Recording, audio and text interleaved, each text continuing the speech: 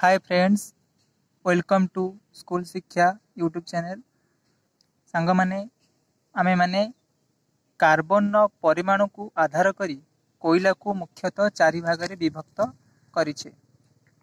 मु एई चारि प्रकार कोयला को कलेक्शन करिछि। आपण माने देखि पारुथिबे। गोटे कोयला होउछि ये देखि पारुथिबे, ये होउछि आंथ्रासाइट कोयला, जेउथिरे कि सबुठारु अधिक कार्बन पाखापाखि 95% रु अधिक कार्बन रही। यह आंथ्रासाइट कोयला, ये उत्कृष्ट धरणर कोयला। यदि सेकेंड देखिबा ताले होची बिटुमिनस कोयला। ये होची बिटुमिनस कोयला, एथिरे हाराहारी 70% कार्बन रो मात्रा रही थाए। थर्ड रे ये होची लिग्नाइट। देखि पारथेबे, ये होची लिग्नाइट कोयला। इथिरे 60% पाखापाखि 60% कार्बन रही। आ सबुठारु निकृष्ट धरणर कोयला आपण मन देखि पारथुबे, इथिरे पत्थर भली देखा होउची। इथिरे कार्बन मात्रा बहुत कम, प्राय 50% रु कम।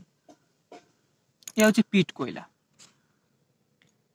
इ कार्बन मात्रा को आधार करी आमे माने कोयला को चारि भाग में विभक्त करिछे, जथा आंथ्रासाइट, बिटुमिनस, लिग्नाइट, पीट।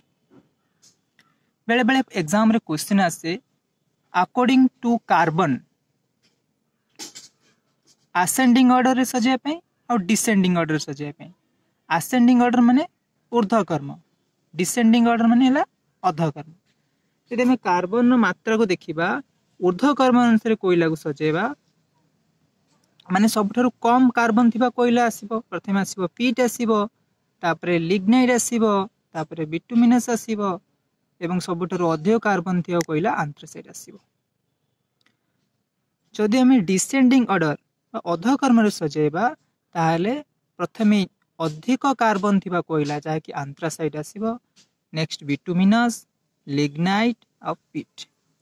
सबठारु उत्कृष्ट धरणर कोयला हेउची हमर आंथ्रासाइट। सबठारु निकृष्ट धरणर कोयला हेउची पीट। जदि वीडियो टी भलो लागिथिबो, लाइक शेयर एंड सब्सक्राइब करिवे। Thank you to all.